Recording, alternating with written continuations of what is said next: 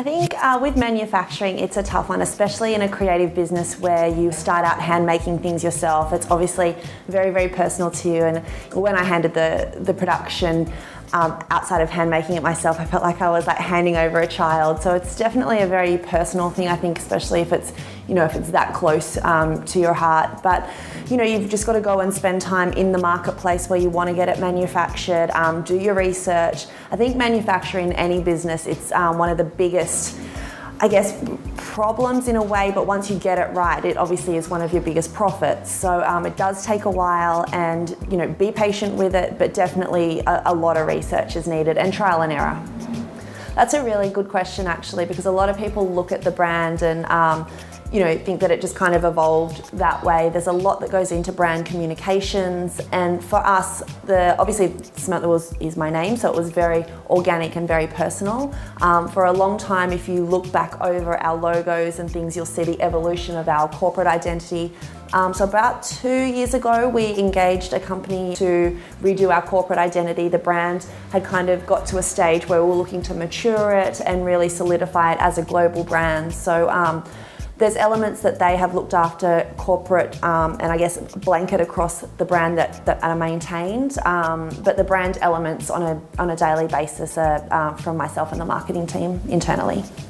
The best advice that I think I would give, well, there's a few.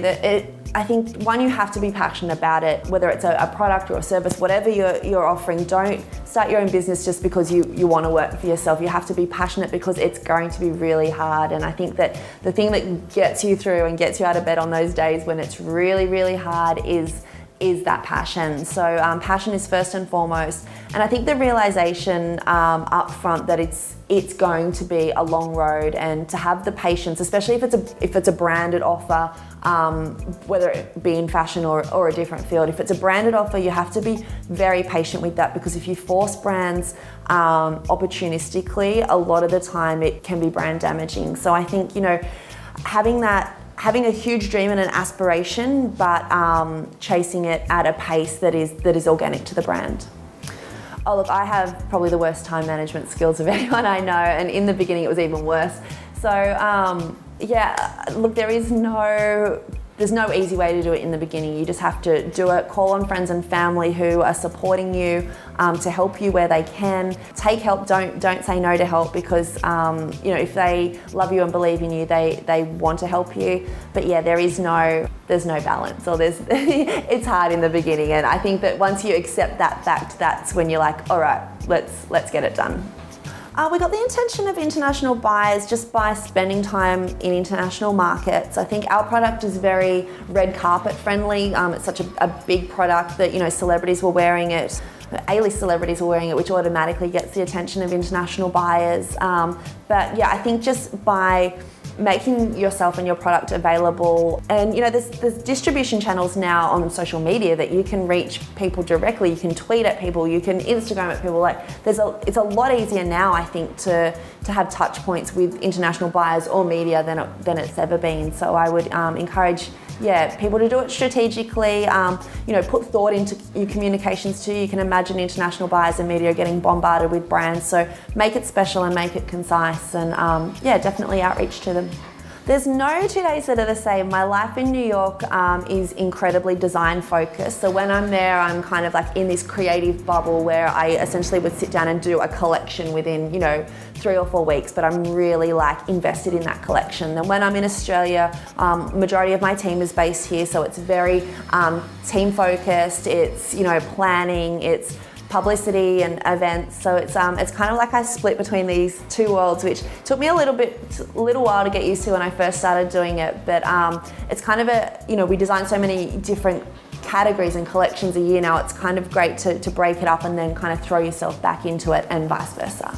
It's incredibly humbling, firstly, and very, very flattering. It's not something that I set out to do by any means, but I feel that especially working in the fashion industry, myself and the team are very realistic in the fact that there is no need for what we do. We design purely for want. And I think that while that's our business, it allows a platform for myself and the team to, inspire young women with our story, and, it kind of opens up the possibilities that, oh, if, you know, Samantha from small town Port Macquarie didn't go to university, worked hard and just kind of really kept pursuing this passion. And if we can share that story, I think that it gives, I don't know, I hope that it gives hope, and I hope that it shows young women that anything is possible, because you know, that's a huge part of what we want to communicate with the brand.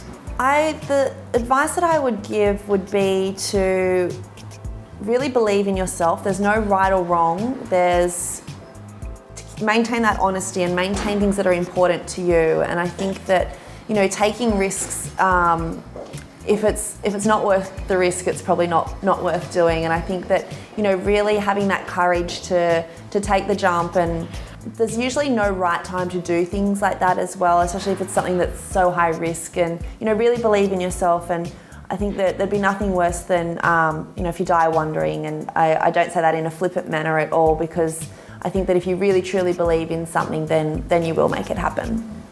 Our stationery and homewares range was something that happened organically in a way that, you know, I love stationery, so it makes sense that we kind of do a stationery line, and it was received, you know, to an overwhelming response, which I really didn't expect. So stationery and homewares is going to be permanent divisions for us moving forward. We're also looking at doing a leather collection, which is in works at the moment. We're looking at doing an SW eyewear collection. We're looking at apparel eventually. I think for us, the sky is the limit at the moment. I think if people love the brand and are continuing to tell us what they want, we definitely will look at every possibility.